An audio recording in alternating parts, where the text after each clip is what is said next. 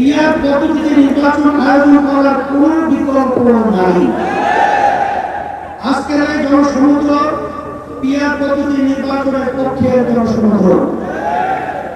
সংগ্রামী দেশবাসী, 1972 সালে রচিত সংবিধান ছিল দেশের মানুষের গণবিশ্বাস ও গণ আকাঙ্ক্ষার বিরোধী। সেই সংবিধান রচয়িতাদের স্বাধীন বাংলাদেশের সংবিধান রচনা করার ম্যান্ডেটই ছিল না।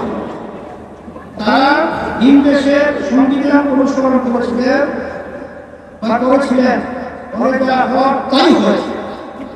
কোন ক্ষেত্রে কাঙ্ক্ষিত সমৃদ্ধ ও উন্নতি হয় নাই। রাজনৈতিক সংস্কৃতি কলুষিত হয়েছে। সবচেয়ে ভয়াবহ ব্যাপার হলো সংবিধান মেনেই স্বৈরাচার তৈরি হয়েছে। এজন্যই আমরা সংস্কারের প্রশ্নে কঠোর অবিচল ও আবশ্যহীন অবস্থান নিয়েছি।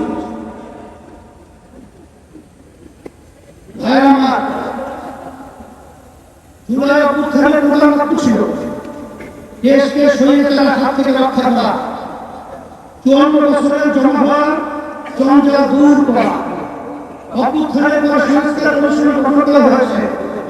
আমরা মতামত দিয়েছি, এখন সংস্কার নিয়ে দ্বিতীয় দফা আলোচনা চলছে। আমরা লক্ষ্য করছি মৌলিক সংস্কারে কেউ কোন বই মসৃণ করছে। এটা জুলাইয়ের সাথে বিশ্বাসঘাতকতা। স্বৈরাচার তৈরির রাস্তা খোলা রাখা যাবে না। সংস্কার না করে নির্বাচন আয়োজন করে দেশকে আরো আগের অবস্থায় নিয়ে যাওয়া যাবে না। রাষ্ট্রের দুর্নীতি সহ সংসদের উভয় পক্ষে পিয়ার পদ্ধতি নির্বাচনের মতো বিষয় উন্নত না হলে কোন ভোটের আয়োজন করতে হবে। কথিত ফ্যাসিস্ট বিরুদ্ধে রাষ্ট্র তৈরি করেছিল, হাজার হাজার মানুষকে গুম ও খুন করেছে, বিলিয়ন বিলিয়ন টাকা দেশ থেকে চুরি করে নিয়ে গেছে, লাখো মানুষকে কারাবন্দী করেছে, চাঁদাবাজি করে মানুষের জীবন প্রতিষ্ঠিত করেছে। আর 24 জুলাই তো প্রকাশ্যে গণহত্যা করেছে। ফলে তাদের কোনো ক্ষমা নাই। যারা সরাসরি ফৌজদারি অপরাধের সাথে জড়িত ছিল তাদের বিচার করতে হবে। যারা অপরাধের সহায়তা করেছে তাদেরও বিচার করতে হবে। বিচারের ক্ষেত্রে কিছুটা অগ্রগতি হলেও কথিত সরকার অধিকাংশ মন্ত্রী, এমপি এবং নেতারা এখনো জেলের বাইরে। অনেকেই দেশের বাইরে থেকে উস্কানি দিয়ে যাচ্ছে। আজকে এই মহাসমাবেশ থেকে ঘোষণা করছি, অবিলম্বে ফ্যাসিবাদের সাথে জড়িত সকলকে শাস্তির আওতায় আনতে হবে। আরেকটা কথা বলি, সুপ্রিম কোর্টে বিচারপতি নিয়োগ নিয়ে অতীতের মতোই বাতাসে নানা রকম কথা ভাসছে। আমরা আমাদের চোখ কান খোলা রেখেছি। যোগ্যদের বাদ দিয়ে যদি তথাকথিত সর্বভারতীয় রাজনীতিবিদদের নিয়োগ দেওয়া হয়, তা কারো জন্যই সুকুমার হবে না। প্রিয় দেশবাসী, দেশের সকল মানুষের ভোটের দাম সমান।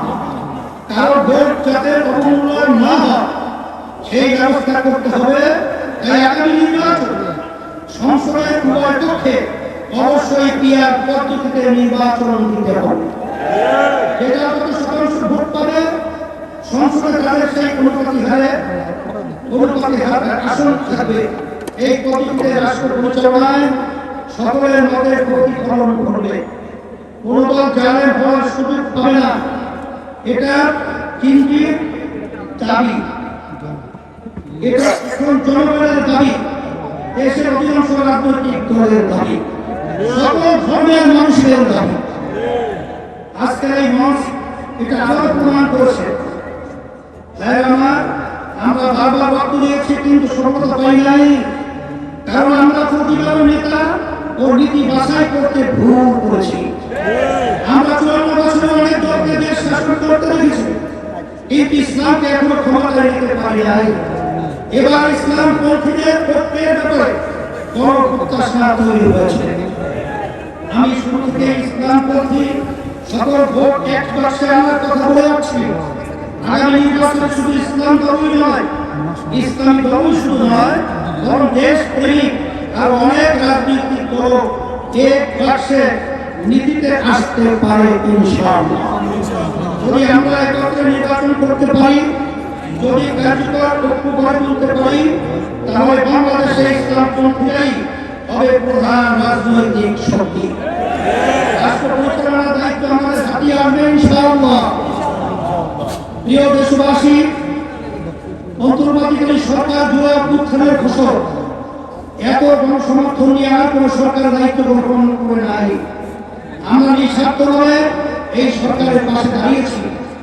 সরকারকে বলবো, সংস্কার, বিচার ও সুষ্ঠু নির্বাচনের যে অঙ্গীকার নিয়ে আপনারা দায়িত্ব নিয়েছেন, সেই দায়িত্ব পালনে অবিচল থাকুন।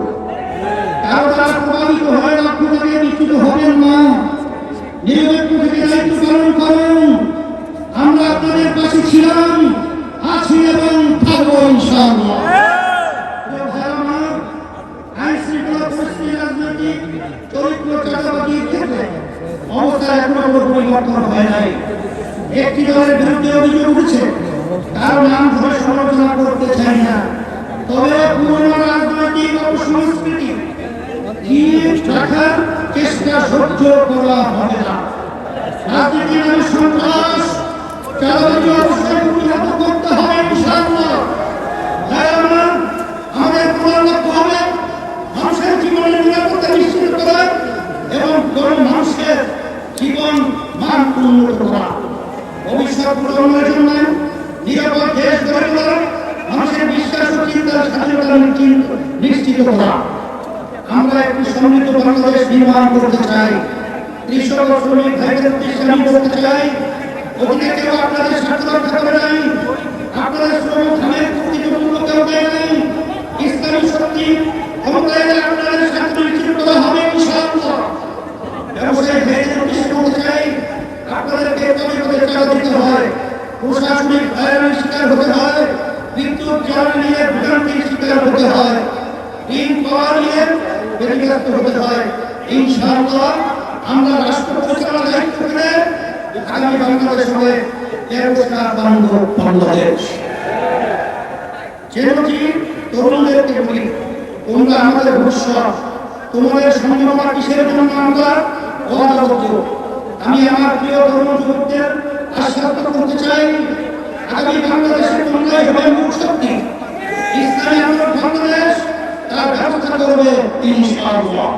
তোমাদের জীবনের প্রথম লক্ষ্য সত্যের পক্ষে, কল্যাণের পক্ষে, ইসলামের পক্ষে। যদি তোমরা এটা করতে পারো, এদেশকে আমরা গড়ে তুলবই ইনশাআল্লাহ। আমাদেরকে কেউ দমাতে পারবে না ইনশাআল্লাহ। আমরা কথা দিচ্ছি, আমাদেরকে দায়িত্ব দিয়ে দুর্নীতির দুঃশাসন মুক্ত একটি সমৃদ্ধ বাংলাদেশ তোমাদের উপহার দেব ইনশাআল্লাহ। প্রবাসী ভাইদের চেষ্টা আমি করতে চাই, আপনারা দেশের অর্থনীতির অন্যতম প্রধান শক্তি। আপনারা আমাদের প্রেরণা, আপনাদের উপযুক্ত সম্মান এবং ন্যায্য চাওয়া পাওয়া নিশ্চিত করার জন্য যা যা করার দরকার আমরা তাই করব ইনশাআল্লাহ। সম্মানিত ওলামায়ে-কেরাম, আপনারা দেশের শ্রেষ্ঠ সন্তান, অথচ অনেক ক্ষেত্রে আপনারা অবহেলিত এবং রাষ্ট্রের সুবিধা থেকে বঞ্চিত। আগামী নির্বাচনে আমরা দেশ পরিচালনার দায়িত্ব পেলে ওলামায়ে-কেরামদের প্রাপ্য সম্মান ও মর্যাদা নিশ্চিত করব ইনশাআল্লাহ। প্রিয় দেশবাসী, ইসলামী আন্দোলন বাংলাদেশ প্রতিবেশী রাষ্ট্রের সাথে শান্তি ও সৌহার্দ্যপূর্ণ সম্পর্ক চায়, সহযোগিতামূলক সম্পর্ক চায়, নিরাপদ সম্পর্ক চায়। তবে কোন আগ্রাসী মনোভাব, অবৈধ হস্তক্ষেপ বা চোখানি প্রকাশ করে না। বাংলাদেশের হিন্দু, বৌদ্ধ, খ্রিস্টান, উপজাতি, ক্ষুদ্র, নৃগোষ্ঠী এবং মুসলমান সকলে মিলেই আমরা বাংলাদেশী। এই দেশ আমাদের সকলে, ধর্ম বর্ণ নির্বিশেষে সকলের জানমালের নিরাপত্তা নিশ্চিত করা এবং সবার জন্য সমান সুযোগ ও মর্যাদা প্রদান করা আমাদের রাজনৈতিক অঙ্গীকার। আমার মা বোনদের উদ্দেশ্যে বলতে চাই, নারী আমাদের জনশক্তির অর্থে দেশ গঠনে নারীদের ভূমিকা খুবই গুরুত্বপূর্ণ। ইসলামী আন্দোলন বাংলাদেশ নারীর স্বাধীনতা, সম্মান, অধিকার নিশ্চিত করতে চায়। আমরা নারীর প্রতি কোনো প্রকার সহিংসতা বরদাস্ত করব না। নারীকে পণ্য বানাতে দিব না। নারীর প্রতি মর্যাদা সম্মানিত করাই আমাদের পবিত্র দায়িত্ব। আমার এই মহাসমাবেশ থেকে আমরা ফিলিস্তিনি জনতার প্রতি সমর্থন ঘোষণা করছি। প্রথম কিবলা বাইতুল মুকাদ্দাসে মুক্তি সহ স্বাধীন ফিলিস্তিন রাষ্ট্র প্রতিষ্ঠার জন্য সব মুসলিম দেশের রাষ্ট্রপ্রধানদের কার্যকর উদ্যোগ নেওয়া জোর দাবি জানাচ্ছি। আমরা রাষ্ট্রের সুশাসন চাই, জবাবদিহিতা নিশ্চিত করতে চাই। যেখানে রাষ্ট্রপ্রধান জনতার কাছে জবাবদিহি করতে বাধ্য থাকবে, আমরা ন্যায় শাসন প্রতিষ্ঠা করতে চাই। আমরা দুর্নীতিমুক্ত বাংলাদেশ প্রতিষ্ঠা করতে চাই। আমরা দক্ষ সৎ জনপ্রশাসন গড়ে তুলতে চাই। প্রতিষ্ঠার পর থেকে আজ পর্যন্ত ইসলামী আন্দোলন বাংলাদেশ কখনো অন্যায়ের সঙ্গে আপোষ করে নাই। সরকার পথে ক্ষমতায় যেতে চায় নাই, নীতি বিসর্জন দেয় নাই। সব কিছুর মধ্যে আমরা ইসলাম দেশ ও জনগণের স্বার্থকে প্রাধান্য দিয়েছি। আগামীতে আমরা জনপ্রত্যাশাকে পূরণ করতে চাই। প্রিয় নেতা কর্মীবৃন্দকে বিশেষ করে আমরা বলবো, আপনারা অনেক ঘাম ঝরিয়েছেন, অনেক সময় দিয়েছেন, অনেক রক্ত দিয়েছেন, জীবন দিয়েছেন। আপনাদের পরিবারের বদলে ইসলামী আন্দোলন বাংলাদেশ আর জনমানুষের শক্তিশালী রাজনৈতিক দল পরিণত হয়েছে। এখন সময় ফসল ঘরে তোলা। সুতরাং মহাসমাবেশ থেকে বেরিয়ে কমিটিগুলোকে আরো সক্রিয় করুন।